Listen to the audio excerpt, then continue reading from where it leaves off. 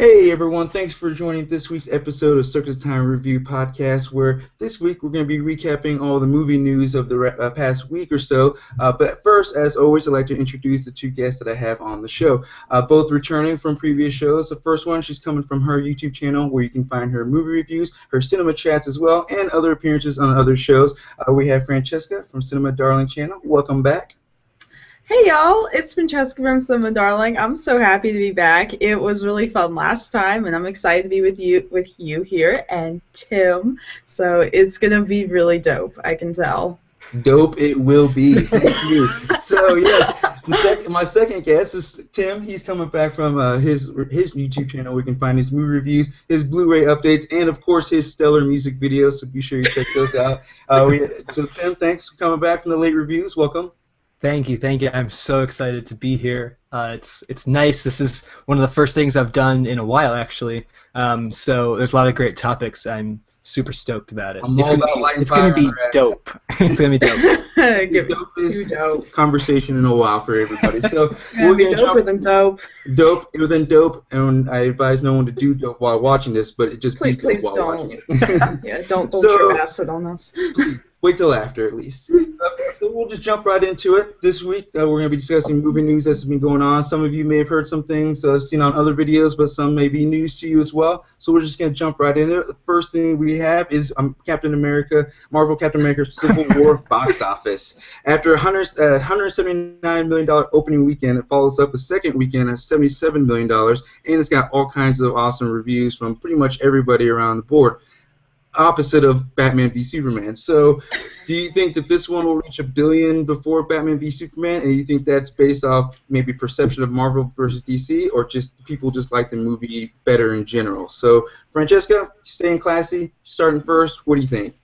Let's keep it classy. Now, I think that it's totally going to make the billion mark over on BVS. I mean, I did not hate BVS. I feel like you either have to love BVS or hate BVS. I was in the middle with it. I thought it was a good film. Civil War, for me personally, is the better film out of the two. But I think that if people like to say critical backlash or critical raves don't, like, they can either help or hurt a film. I think for Civil War it helped a lot because obviously of Marvel, it's all the stuff. But with BVS, you know, Batman, Superman are super iconic. Everyone knows who they are, but it got really nasty reviews. And even though I don't personally agree with a lot of them, I think some people could have been like, I don't know if I want to spend my money on it. If a lot of people didn't care for it, so I think Civil War is going to pass the billion mark before BVS, but. Both were good movies. Civil War is my favorite, personally. It is. It's crazy to see, like you said, going against Marvel.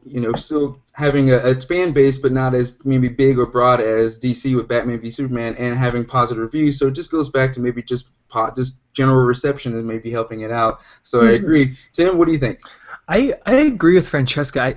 I'm kind of I'm in the same boat. I think Civil War is the better of the two. However, I've really had a great time with Batman vs Superman, and I think you also brought up a really good point about it's the franchise.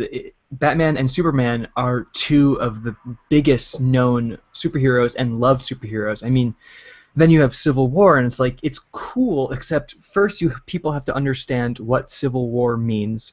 Then the fact that it's a Captain America movie, not an Avengers movie. There's certain characters aren't going to be in it. Certain characters that you'll only know about if you've seen all the other Marvel Cinematic Universe movies. So I think Batman vs Superman made all their money super quickly, and then as we saw, the box office kind of pooped out.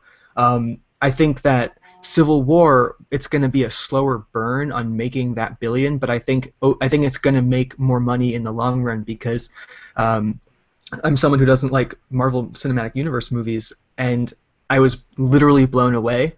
So I will go out now and tell everyone you should definitely go see Civil War, and I think that Civil War is going to be in the theaters for like a month, and it's going to continue to get a full audience each time.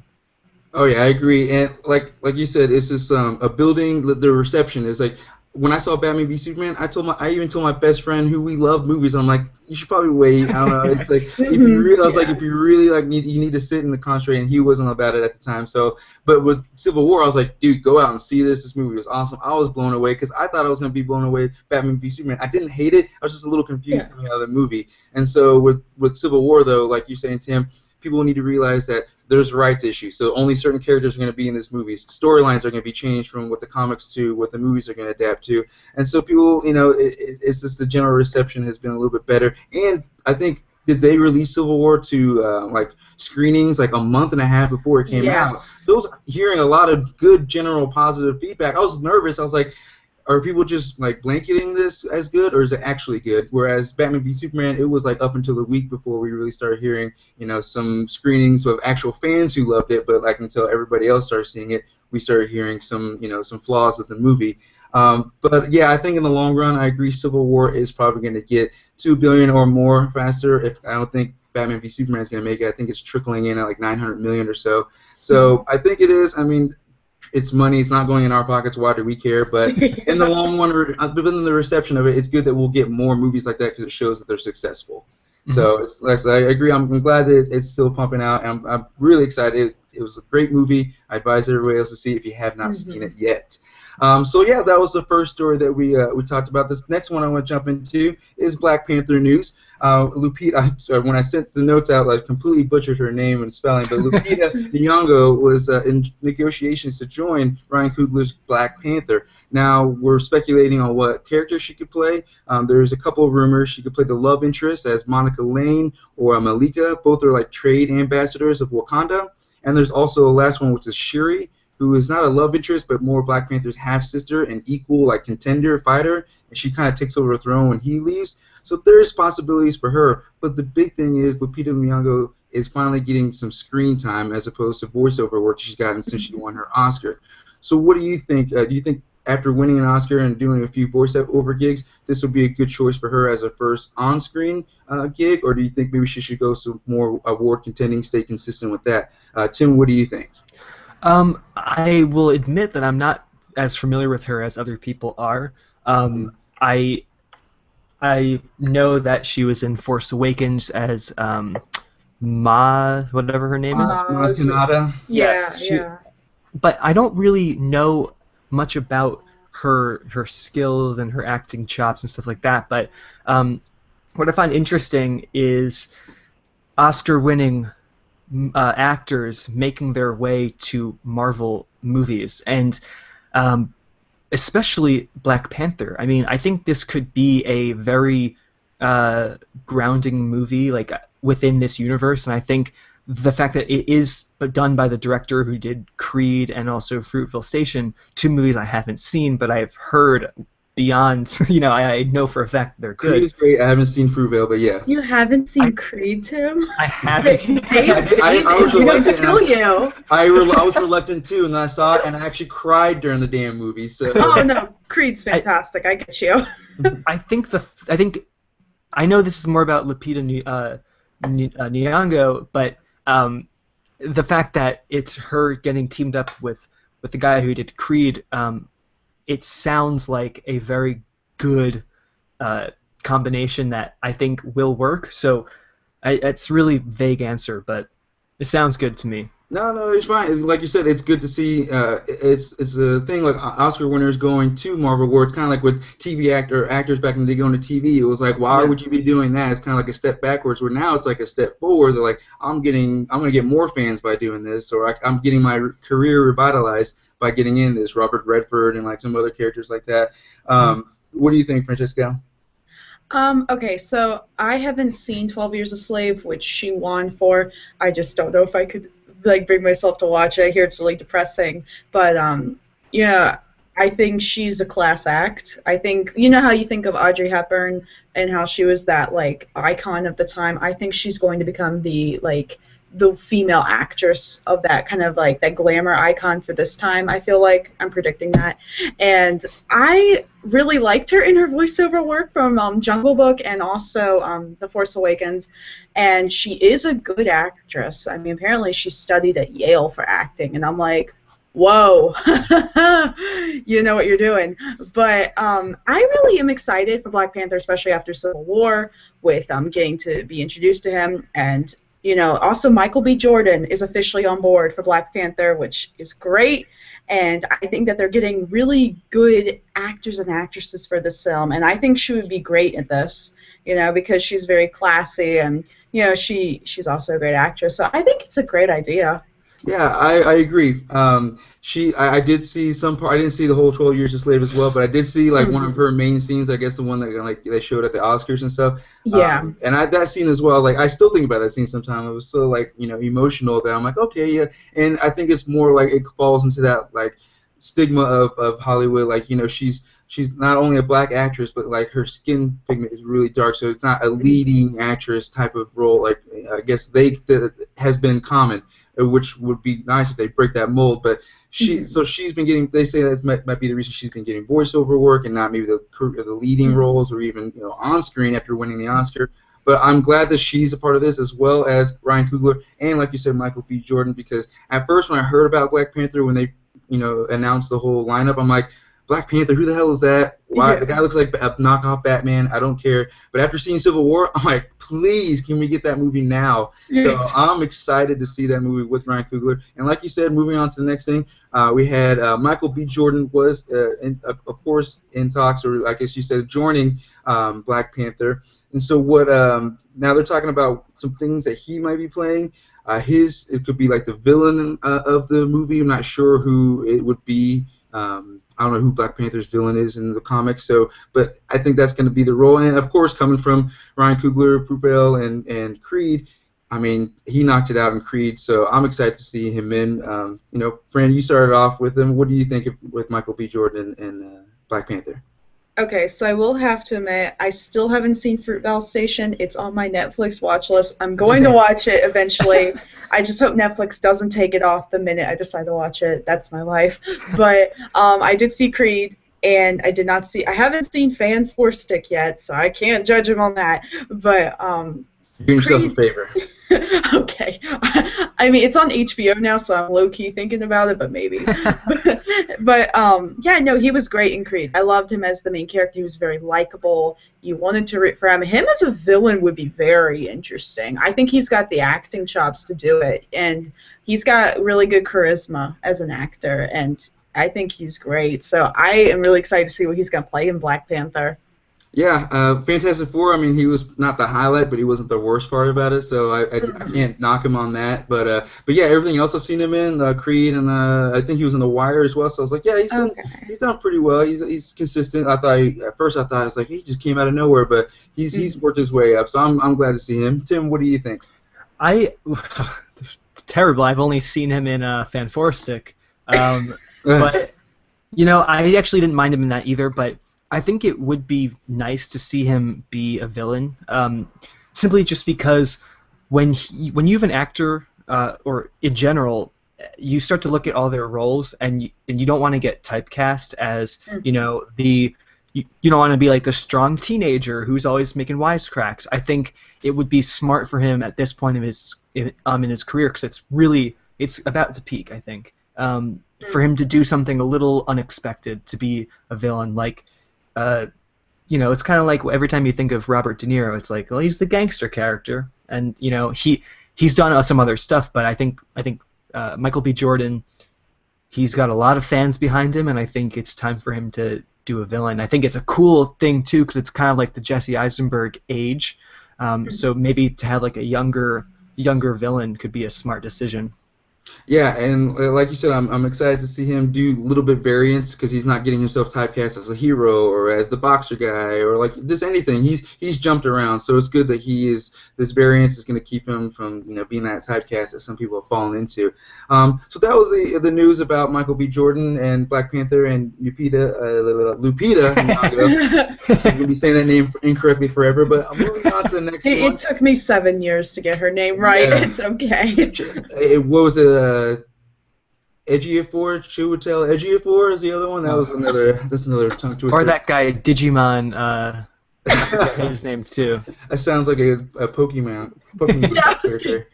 But all right, well, next next one we're going to go on to, we're talking about Godzilla versus King Kong. The first one is more about Godzilla 2. It loses director Gareth Edwards, who's directing Star Wars Rogue One. He exited mutually with Legendary Pictures, but I think it's probably because he maybe just focusing on one movie as opposed to maybe making another Godzilla, which was, I liked it, but I think it could have had some better things added to it. But do you think, and him also leaving causes the release of Godzilla versus King Kong to be pushed back like another year? So, I mean, we always get movies getting pushed back a lot, but do you think that his role with Rogue One is what made him leave, or do you think just maybe creative differences at all, or what do you think, Fran? Okay, so I do know with with the Rogue One, Star Wars and everything, J.J. Abrams, after he made Force Awakens, I don't know if the studio offered him to make the 8th one, but he was just like, I can't do it anymore, no more Star Wars for now. So I think when you're making such a big movie that everyone's going to be watching, everyone's going to be judging, like Star Wars, he probably does want to focus in exactly on everything on Rogue One, just wants to make sure it's just Star Wars 24/7. I understand that, because you go from that blockbuster to another blockbuster, it can probably be very draining. And with Godzilla, I saw the 2014 film, and it was disappointing. I liked it. It wasn't what I expected. I wanted a little bit more from it. And it had really great trailers. Yes, the trailers were excellent for this film. I loved how they didn't show Godzilla that much in the trailers, which I always love, because it's like, you go to the movies and you're like, oh, okay, this is a surprise. And so for Godzilla versus King Kong, I think the last King Kong we got was that Peter Jackson one. Oh. And it's funny because I came out when I was like 8 years old, so I remember I watched it a lot, but now looking back on Jack Black's line, it wasn't the planes, it was beauty that killed the beast. That was the line they left it off on. I remember I was like, Jack Black, please. I was just like, get back to comedy. But, yeah. And so they're big movie monsters and everything. I would love to see this happen, but we're not getting it for a while. So I hope that they find the right director and everything. But it sounds like it could be really epic, really epic. Yeah, I agree with you. I think it's probably draining on him, like with Joss Whedon and the Age of Ultron. He's falling out with Marvel. It's just because he was constantly working on the project, such a huge project. He just got drained, and you could see it in his eyes by the end of it. So, so Tim, what do you think? Do you agree with that, or do you think it's something else?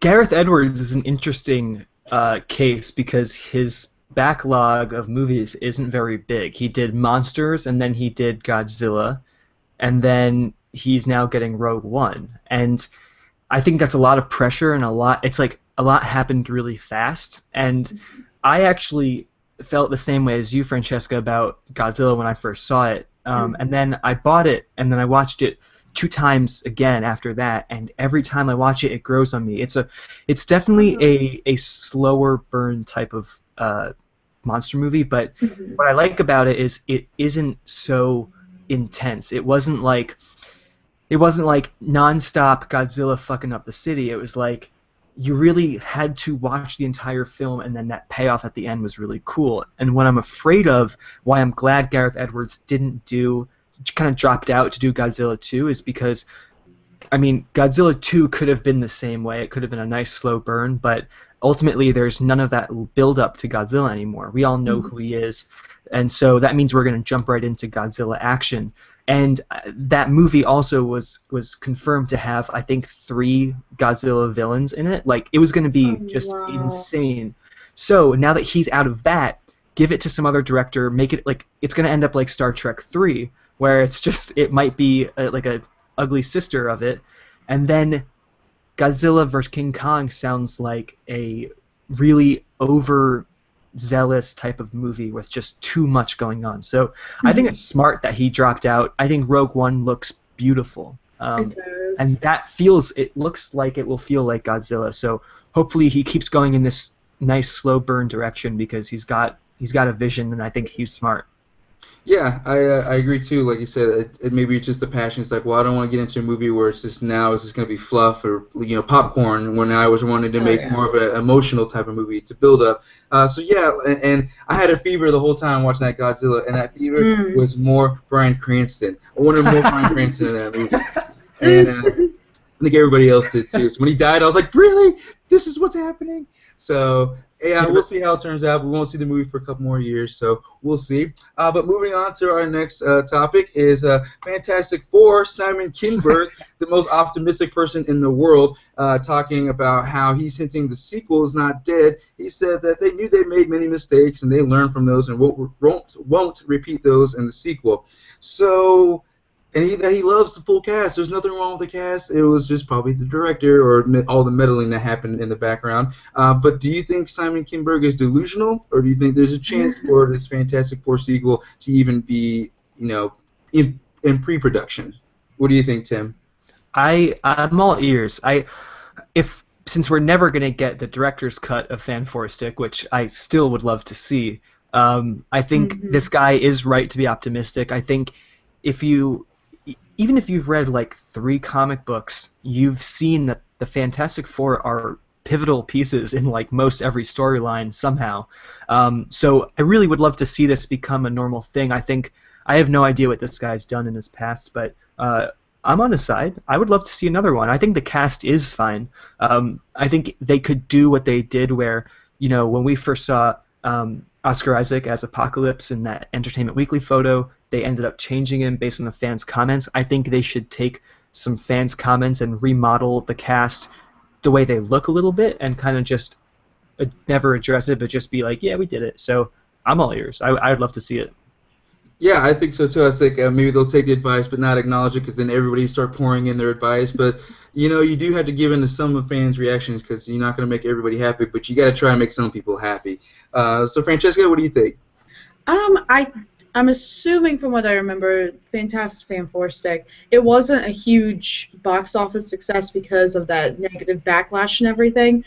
But the thing is that the people behind the film, not the producers and like the studio, but like Josh Trank and then the cast, they weren't bad people. Like Miles Teller and Michael B. Jordan already, we know they're great actors, and obviously like Kate Mara and everyone else. And Josh Trank, he's done things like he did Chronicle and things like that. So I just feel like it was the studio. They were trying to just they wanted to reserve those rights.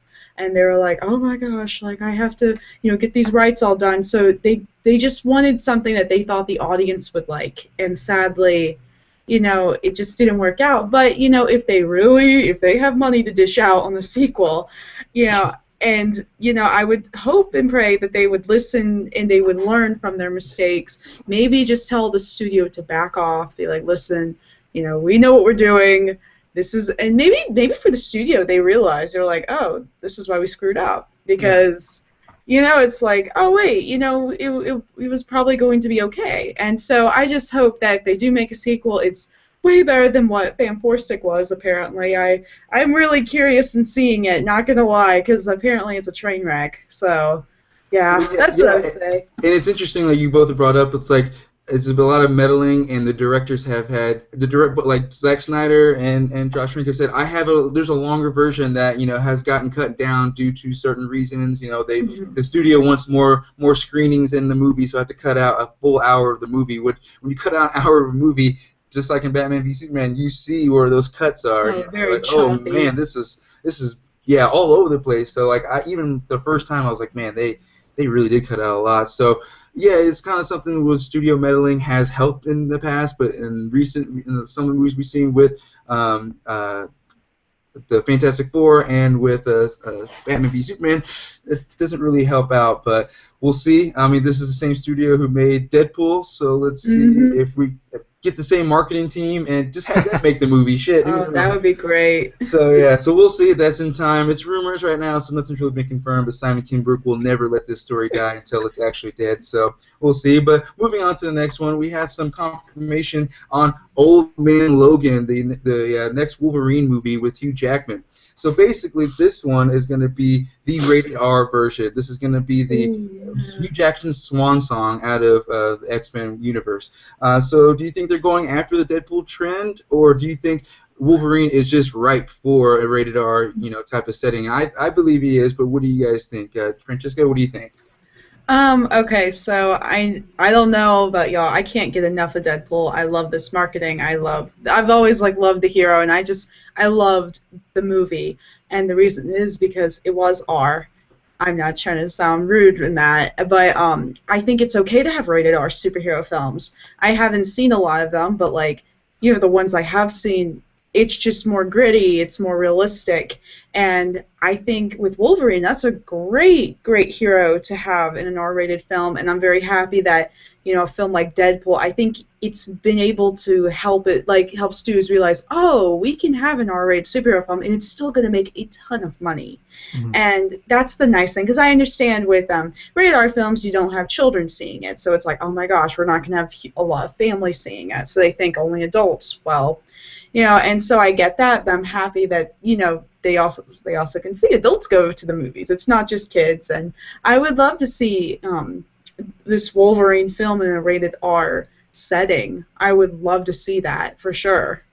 Yeah, and like I said, the biggest argument for after Deadpool, and everyone's like, oh, we're thinking about making this R. We're thinking about making this R. Everyone's argument is like, you can make it R, just make sure that the material coming in is actually right for it. Like I said, with Wolverine, it's a dark story. There's some, it's definitely set for rated R, whereas, I don't know, some other X-Men characters. Like not Guardians of the Galaxy. Yeah, that's not really a rated R movie, and I don't want that to be rated R. I like that it was PG-13 and the comedy for it, but I would love to see Wolverine rated R. So what do you think, Tim?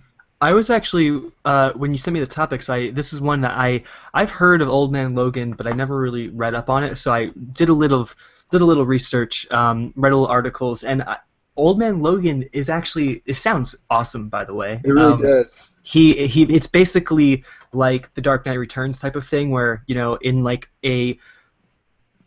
guess it's like an alternate universe type of thing. Like a future Western apocalypse thing. He's out of commission.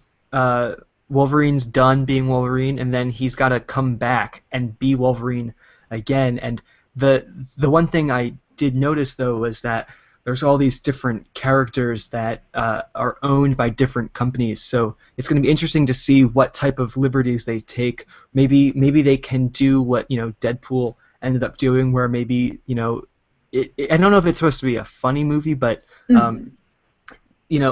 they did what they could do with their restrictions to the properties and all that stuff. But it sounds like this movie deserves to be rated R based on how violent I've heard the comic book is. And I mean, if you have Wolverine coming back and he's got a vengeance, make that rated R. I want to see him slice and dice everyone. I don't really care. Yes. And like you said, I had heard of Old Man Logan over the past few years, but I never knew what the story was until for this movie news. I was doing some more research and got the little background on the story. And yeah, like you said, he's out of retirement. He doesn't use his claws anymore, but he has to be. For a big reason, I'm not going to give it away because they may use it in the movie, and for people who haven't read the comics. But I think it was who's the other character that's in there? The Arrow Hawkeye is supposed to be one of the characters. So how are they going to get that in, kind of thing. But yeah, it's the setting of the story is so ready for rated R. I'm excited. I don't know when it's going to be released. Maybe in the next 2-3 years. I mean, Hugh Jackman's getting up there. They got to get him in this movie before. I mean, I guess it's Old Man Logan, so they should wait. I don't know what I'm saying, but for him to stay jacked like he is, that's something to stay on top of. But alrighty, let's see. I'm trying to think what the next one we had up. Oh, the next one that we had coming up, we're going to talk about the Assassin's Creed trailer that came out this week. Let's see here. We had 20th Century Fox release a trailer. Michael Fassbender. We had some things that we saw in the trailer that we love. Some references to the game, actual gameplay, and also the music could be. Some people are a little split on the music of the trailer. We'll talk about that too. So just your general reaction when you saw this trailer. What was your reaction? Did you think, oh, this is just going to be another game movie, or is this might actually break the mold? What do you think, Francesca? Okay, so I'm gonna have to let out a confession. I've never played Assassin's Creed, but you're banned from this channel. I know I'm banned. I'm gonna have to be deported, sadly. But I really liked the trailer. It's gorgeous. First off, I think it's gorgeous. Michael Fassbender. I mean, once you play Steve Jobs, I think you're automatically on this level of dopeness that no one can achieve. But he looks great in the film, and I will say with the song, I really like the instrumental part of it. Like, I was like, oh, this is really great. But then when you hear Kanye, like, I'm okay with Kanye West. I think his music's okay. But I've just got a thing when you hear lyrics in movies, in trailers, like, it needs to fit. It can't just be like, oh, now I'm hearing Kanye West while all of this epic stuff's going on. During the Spanish Inquisition, Kanye West. Yeah, it's all like, well, I don't know if that would work, but I like the instrumental. And apparently, Macbeth, which came out last year, that entire team is working on this. With like Michael Fassbender and the director and like all the actors, which I think is hilarious. I guess they were all like, "Let's do another movie," but the new Brat Pack. Basically, and that would be lovely because they seem to know what they're doing. I did not get to see Hardcore Henry, sadly. I'll see it soon, but like it left theaters after like 2 days of being in theaters. That's because nobody else saw it. Yeah, and it looked great. I know, like, it looked great and everything, but I know that for the most part, video game movies, they haven't been like the apples of our eyes, but this one could break it. It looks really good. It has a Christmas release date, so usually when studios do that, they do have a lot of faith in the film, and so that would be lovely. But Rogue One comes out in December as well. Oh yeah, epic. We'll see. Yeah, we'll see. We'll see if it breaks the mold. It'll be harder to break the mold that way. But Tim, what did you think of the trailer when you saw it? Francesca, you're not alone. I haven't played the game either. I've watched. I've watched someone, like one of my friends, play it though. I think it was the first Assassin's Creed game, and since then, whenever they announced Assassin's Creed news, I always kind of had it in my mind that it was a very serious game. It's a time period piece, and I never really knew the story. So watching this trailer, I was thrown off by a lot of stuff. I was thrown off by that claw, because I didn't know it was like a kind of a science fiction-y type of storyline, and I was definitely thrown off by the Kanye West because, again, I expected something to be very serious and very grounded and kind of dark, and you know what it turned into? It just turned into another Hitman type of trailer for me, and Hitman was terrible, both of them, and to get Assassin's Creed, I don't know, I don't really have any want to go see this movie. I'll see it when it comes out later, but like, it doesn't grab me for some reason. It just looks boring. Yeah, I agree. It has that. It's weird how you think they would try to separate themselves, but it does have that Hitman type of feel to it, where it's like kind of polished, but you can tell. I don't know. The action could be generic, but maybe a few parts that are going to be awesome.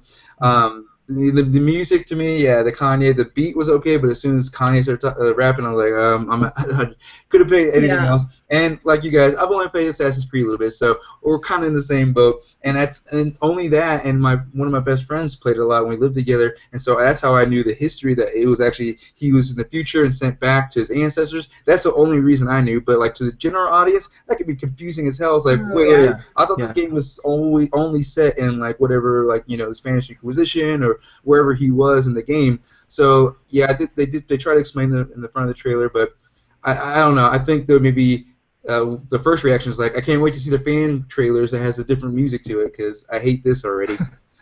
Props to them for making a video game movie though. That actually it may come off corny to us, but I'm sure the video game fans actually appreciate it. I hope. Oh yeah, like the very end when he jumps off the tower and like that whole part, like it's in the game. You jump off towers like that and do that little flip into like the haystack. So watching that as like playing it, just the little that I did play, I was like, oh, that's cool. So other people would play it and be like, oh, I did that. So I'm gonna go see that movie. So we'll see if it breaks the mold. We have that in Warcraft. I think They both have medium to warm reception so far until the movies come out, so we'll see how they go. Those are our next chances in regards to breaking the bad movie game genre. But so now moving on to the next topic that we have. DC has released this week that Steppenwolf, who is the uncle of Darkseid, will be the main villain in Justice League, even though Steppenwolf was in a deleted scene and Darkseid was hinted during the movie. They switched it to now Steppenwolf will be the main villain. Will this be too confusing for general audiences? It was confusing for me, even like when I heard, I was like, okay, I have to look up Steppenwolf and see what background he is. And since he's not a popular villain like to Batman or even Superman, do you think this is going to cause a lot of confusion throughout people who are going to see the movie, or do you think do you think it's just going to be like whatever people will see either way? What do you think, Francesca? Honestly, I think usually when you have heroes that are recognizable, it'll be okay no matter what. Like, I think of, like, I don't know, the Amazing Spider-Man, the first one, with Lizard. Yeah, he is a known villain, but it's not like Green Goblin, and people still saw it. But, like, I think it could be confusing. And, I mean, I would hope that people who saw BVS, I'm assuming they're all going to go flock to see it. And, I think Justice League is a little different. You have more people in it, so I think it'll be okay, no matter what. Yeah, and I think it's interesting that they're going, like, very, like, what is it, not magical, but, like, not on the realm of, a Joker or something like that being a villain. They're going, paranormal or whatever. I can't think of the word for some reason, but they're going creative with it. So I like that. Tim, what do you think of Steppenwolf being the villain? I totally agree with you, Carlos. Like the fact that these are villains. These are like I kind of love that they were jumping right into Darkseid. I like that they did Doomsday. I thought that was like might as well. It's much cooler. I don't know if it's better than Loki. It's closer to Thanos type of bad, but this did confuse me because I didn't know who he was, but I did see that clip, and I kind of dug the way they told us that they didn't include it in the movie, but they showed it as a deleted scene later on like YouTube. I kind of like that because now we don't have to see a whole nother movie that hints at him again. We can kind of jump right into it, but the problem is like you have to have seen that deleted scene to know what the whole deal is about. So in some regards, I think it's cool. In other regards, I don't think it's cool. But he looks like a badass villain. I mean, the comic book frame that they've been using on this like movie news topic is he looks like a human. So I'm interested to see where they kind of take that because that when Lex Luthor discovers him, that's just a hologram. That's I guess he's still up in space somewhere. So I'm all ears. I just think it would be interesting to see what he actually looks like in full flesh. Yeah, like you said, I had no idea the character. So when I looked him up, I saw that the comic was like a man wearing like a helmet of some sort that kind of looks like what the picture did. So I'm like, okay, so maybe they're just taking it to the next level. He's like already maybe transformed to an alien of some sort. I don't know, but I think it's cool. I'd rather go that way than being grounded on Earth with the villains that he had on Earth the whole time. So I'm excited to see it. I imagine there will be people confused. So they'll probably have a scene or two at the beginning setting it up since it was a deleted scene. So they'll have to have some scene like at the beginning, like he's in space and he's sending a message down, or I don't know, something to set up because it can be confusing, especially for people who are actual fans like us who kind of didn't know what the hell's going on. So that was it. It'll be interesting to see when that movie comes out. But now our next one, we're getting down to our last few topics here. Next one's going to be Spider-Man Homecoming. Gets Robert Downey Jr. added to the cast. It's always great to add your A-list stars to a movie that people have had mediocre reception to from Sony releasing the movies. So do you think RDJ coming to the movie is more connecting the movies or more for box office help? And do you think it will help in the long run? What do you think, Tim? I like it. I'm not the biggest fan of Iron Man, and I'm not the biggest fan of Robert Downey Jr. I think he's a great actor, but I actually did like the banter between him and Spider-Man. And it's a very odd friendship, and I thought it worked really nicely.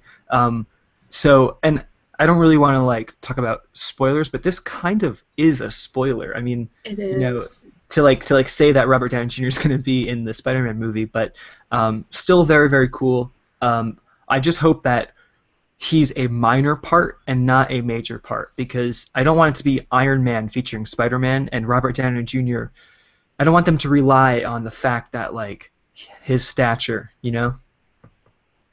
Yeah, I agree. It could turn into something like that because we thought everyone with Civil War was going to be like, is this an Avengers movie? Is this another Iron Man movie? But no, it's a Captain America movie with everybody in it. And so this should be a Spider-Man movie with RDJ. And maybe like just in the middle of the movie or the beginning he's helping make it his suit or something. And then he goes off and, it's the rest of it, Spider-Man's movie. Who knows? Francesca, what do you think?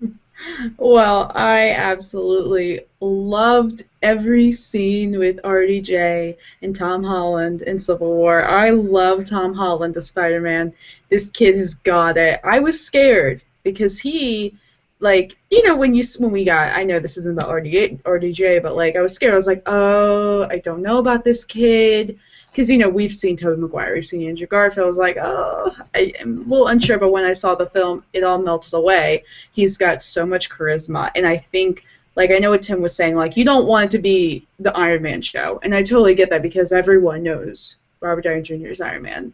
Everyone knows that, but this kid has so much charm and charisma, I think he's going to be okay. And I think, like you said, it's probably just going to be a few little scenes. Maybe he could become the Pepper Potts to Spider-Man. I don't know, but like and they'll break up in the third movie, and you'll know. Oh no, that would be so sad. But no, I think he's just going to be like, a little mentor, because I'm assuming Uncle Ben has died by around this time because we didn't see him in Civil War. Spoiler. And RDJ was gonna hit on Aunt May. Yeah, for sure. So. And she didn't have a ring on it, so I think he's dead and everything. So spoiler alerts if you just never see Spider-Man. Bah. But I think that maybe he could be like a father figure to Peter and everything. I would love to see that. I'm excited because I love Robert Downey Jr. as Iron Man, and I love Tom Holland as Spider-Man. So I'm excited for this announcement. Yes, me too. I am. Spider-Man. I was reluctant going into Civil War. I'm like, we've heard about it, haven't seen him in action yet. But once he started talking and acting, I was like, yeah, this guy's great for it. RDJ. I really hope that. Yes, it's great that he's part of it. He'll help boost the movie in like box office and just like acting. But I hope he just kind of pops in here and there and not like a consistent throughout the movie. Like he'll pop in to help him out with a few things here and there. But the end battle should maybe just be Spider-Man or something like that. So I don't know. We'll see. And a father figure, like you said, Francesca, that'd be cool. Just because Uncle Ben is no longer with us, and we won't see that damn how he died for the third, fourth time. So. I'm actually happy about that. No offense. Yeah, it's a heartbreaking story, but it's like you gotta put that to rest, like Uncle Ben. Yes. Ooh. Forever. The real question is who's gonna play MJ and Gwen Stacy. That's what I really care about. Zendaya was I think she was like having relations with Spider-Man. I don't know if that was a rumor, but she's a singer and everything. But I thought they said she was going to play Mary Jane. I have no idea. So I'm excited, though. I want to see who's going to play Mary Jane or Gwen Stacy or whoever they're going to go with. We'll find out soon enough because we'll start getting that into production soon enough. So yeah. But all right, well, down to our last two topics. We're almost there. One of the last ones we're talking about is the Han Solo standalone movie has finally casted their new actor. We have been saying his name wrong for a whole week. Alden Ehrenreich. Ehrenreich is the new lead for Han Solo. He was in Hail Caesar, which not a lot of people saw, or if they didn't really enjoy it that much from the Coen brothers, unfortunately. But he was the standout in the movie, from what a lot of people said. So we had a few cast members. I think it was Taron Egerton. Even Dave Franco was up for it, and at one point Miles Teller was up for it. But now that we have our guy, what do you think of this casting, Tim? What do you think of this actor? I don't know. At first I was like, "Damn, is that Dane DeHaan?" But it's not. Yeah. I don't know if I'm even. I know this isn't a question, but I don't even know if I'm on board with a standalone Han Solo movie. I don't know if I really care enough. And I prefer, there's something charming about Han Solo because he's the cowboy. He's the space cowboy. You don't really know what he is, and every single time he talks, it's revealing to his character somehow, and I think that's the charm of Han Solo. And to ruin it with a standalone movie, and I'm sure there have been Han Solo books in, all the novels and all that stuff, so it's not like they've never done it before, but to make a movie about it seems a little bit unnecessary. And this casting, it's kind of hard to look at the two. One's in a dapper suit, the other one is a legendary actor in like a legendary role. So I'm hesitant for now. Yeah, I mean, we haven't seen much from this actor, and it's also like, how is he going to portray? Is he going to do an imitation of Harrison Ford? Is he going to do his own thing? And then also, it's kind of rumored, are they going to shoot like a separate scene for him to be in Rogue One, to make a little quick cameo in Rogue One? So that's a possibility. Don't do that. Yeah, I know. But Francesca, what do you think of the casting? Okay, so I actually did see Hail Caesar, and I liked it. I know a lot of people didn't. I know with Coen Brothers already, it's very hit or miss with people. But I liked it, and he for sure stole the show. He was very charming, he played this Southern cowboy, obviously. So he was just very charismatic and very sweet and everything, and it worked. I had never heard of him before this film, and I was like, oh my gosh, you're actually a really great actor. And so when he got announced as Han Solo, I'm like, that's not a bad choice at all, because as we know, Han is very charming, and I guess you could say, obviously, I wouldn't say, like, he's very witty, as we all know. And the thing is that he's got huge, huge shoes to fill in. Everyone knows who Han Solo is. Everyone knows Harrison Ford kills it as Han Solo. I will say, though, with the casting, if it's the same people that casted The Force Awakens, I think we're in perfect hands, because the acting from all the new cast members of Force Awakens, to me, I just loved all of them. And so, I mean, they have all of the goods, and I hope that he does as well, and I'm excited. I just hope I don't think it'll be cheesy by any means, but, I just think he's got his work cut out for him, because Rey is Rey, like, you'd never seen her before The Force Awakens, but Han Solo, we have movies from him. We have Harrison Ford, who did an incredible job, so I wish him nothing but the best.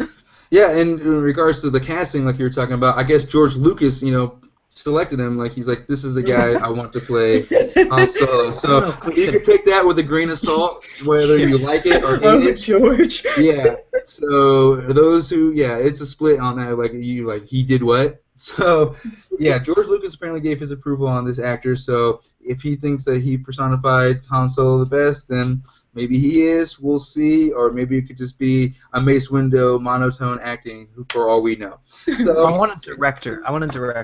Yeah, that will make me feel a lot better. Yeah, that's something we haven't seen yet. So we'll figure. That's some more news coming out soon enough. But watch Steven Spielberg direct this or something. Fingers crossed, but we'll see. That'd be pretty cool. I'll take it. I'm not against it. But all right, now we're on to our last topic of the day. Right now we have some more Star Wars news where Tom Hardy is going to play a Stormtrooper in Episode 8. He just joins, an ongoing list of A-list or even known actors, celebrities who are making cameos in the new Star Wars movies. Obviously, they can't be main characters because it'd probably take too much away from you in the movie. But do you like the fact that a lot of cameos are being made by actors in the Star Wars movies, or do you care? Do you rather to find out later instead of having to be looking for all these cameos? What do you think, Francesca? Well, I will say I love Tom Hardy as an actor. I honestly, I'm gonna be blunt here. I thought he was a little better than Leonardo in The Revenant. But I said it. I tweeted that the day after I saw the movie. I was like, Tom Hardy will get the supporting actor before Leo gets it, and then I was wrong. Oh, no, I mean, both of them were great, but, Tom Hardy, he was fantastic in that role, and obviously there's been many other things he's been a part of. I love him as an actor. It's kind of dope, honestly, just to see him as a Stormtrooper. I'd love to see him as that. And I will say though, with a lot of these celebrity cameos, I just hope it doesn't become like, I don't know, like movie 43, where you have all of these like not like that, but like you have all these like well-known actors. It's like, oh, there's George Clooney, or oh, there's Or like Hugh an Jackman. episode of Entourage where everyone just kind of walks in the background and doesn't say what's up to. Exactly, and it's like, I just hope it doesn't become like the celebrity show, because it's like it's like, hey, I would just love to see a character, but I don't. I mean, if it's Star Wars, they're very classy. Prequels, but this new batch of crew that they have, I think they're very classy and they know how to work, with film. So I'm not too scared. But hey, Tom Hardy, that's great. I love him. Yeah, it's not bad to have him in. This is kind of like one of those things. Yeah. Like it's a trend growing, so I wonder what everyone thinks. Tim, what do you think of all these cameos? Well, I just watched Force Awakens last week again, and I loved finding out that Daniel Craig was the guy who Rey said like you unleash me, whatever. And I thought that was really cool finding that out later. And I love that it's not like you can kind of hear it in his voice that it's him. But this news actually gets me thinking that he's actually not going to be an uncredited cameo. I think he's going to be another unmasked Stormtrooper. Hopefully, perhaps he knows Finn, which would be a cool connection. But this is episode 8. Yeah. So this is 2 movies from now, right? No. So this is the next one. Episode 8 is the next one. Yeah, I also can't count. Sorry. No, you're right. He supposedly has an interaction with Finn and things like that. So I don't know if it's unmasked or not, but yeah, he definitely has more than just like a walking around or in the background thing. He has, probably a physical or some lines of some sort. I hope that's it, because, but at the same time, perhaps he's going to be a bigger part. That's the coolest thing. We don't know yet, and I hope they don't tell us. Yeah, I don't want to know more. I don't want to hear about these things beforehand. I want to find out later, or just see it in the movie. Like I heard someone talk about another video that it's like, I'm tired of hearing about these appearances before. I want to be surprised in a movie now. Like I've known too much going into a movie that my critiques are more just because I knew so much going in. Like it's kind of a curse. It's a double-edged sword. You know a lot. It's great, but then you know too much. So I don't know. It's a trend, but it's like you said. I hope they like Francesca said, they treat it well with respect and not just a happenstance. Hey, I'm a celebrity. I'm in this movie. Type of thing. Yeah. So all right, and then just piggybacking on this story with Tom Hardy, he was just confirmed for the let me see here, for the Splinter Cell movie that was supposed to be. I guess it's been in works for a few years now. He's been rumored to be in the Splinter Cell movie. This one. I don't know if you played the game or seen the game. This is definitely more based in reality, type of espionage or undercover work. This one, since it's more in reality, do you think it'll be easier to adapt this one and make people take it seriously, as opposed to like Warcraft or Assassin's Creed, where there's a lot of CGI you have to use and effects and special actions? Do you think this one will be better, especially with Tom Hardy as credited he is? Tim, what do you think? I'm actually on board for this. My only reference of Splinter Cell is the old Xbox and PS2 games, and I'm not good at stealth games, so I never played it. But when I used to watch people play on G4 and talk about stuff like that, it always interested me because Tom Clancy, he's a legendary author. He's done ton of very popular movies, Hunt for Red October, Sum of All Fears. So we know that his books can be turned into movies.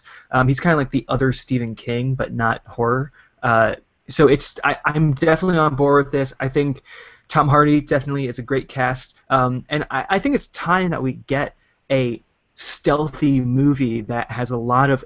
If this is a thriller, will be good. If it's an action movie, I'm not on board. But if it's like a dark thriller that has a lot of tension, I think it could really work. I completely agree. I think the game kind of sets it to be a thriller. It doesn't need to be a popcorn or blockbuster. It needs to be taken seriously. And with Tom Hardy, I think he could pull it off really well because this is he's a more quiet guy. He could be undercover, that type of thing. Francesca, what do you think? I haven't played Splinter Cell, but as always. But no, I do agree with Tim in the fact that if it's a thriller, if it's more down to earth, than, you know, when you have like Warcraft and stuff like that, where it's a completely different universe or it's just a lot of CGI. I think that's the thing with some of these video game adaptations. They're so maybe lost in their own world to the point maybe it doesn't work. Whereas this, if it's like a realistic, like, oh hey, you know, they're like, you know, walking through Broadway in New York City or something, you know, it's like, oh okay, there's something you can relate with, maybe. But I think that would be interesting. You know, Tom Hardy's, like I said, I love him. He's a great actor, and you know, I'm excited for Suicide Squad with him. Or no, that's Jai Courtney. He dropped out. No, they it's all look right. so much alike. You do. But Jai Courtney's dope as well. But Hell yeah. yeah. I Hashtag defend Jai. Hey, yeah, those Australians need their defense some way somehow. But no, I agree with you, both of you. You know, like you said, you know, it's good that it's set in realism. You know, if it's a thriller, people can take it seriously. Tom Hardy. I mean, they did have a movie kind of like Jack Ryan with Chris Pine a few years ago. That was like popcorn action movie, and that did not get received well. It should have been a thriller like we're talking about. So I think if they take that route with this one, you know, I think it's gonna have a better reception, more like a John Wick kind of movie. You know, like have some really cool gung fu as opposed to like, you know, the mediocre action scenes.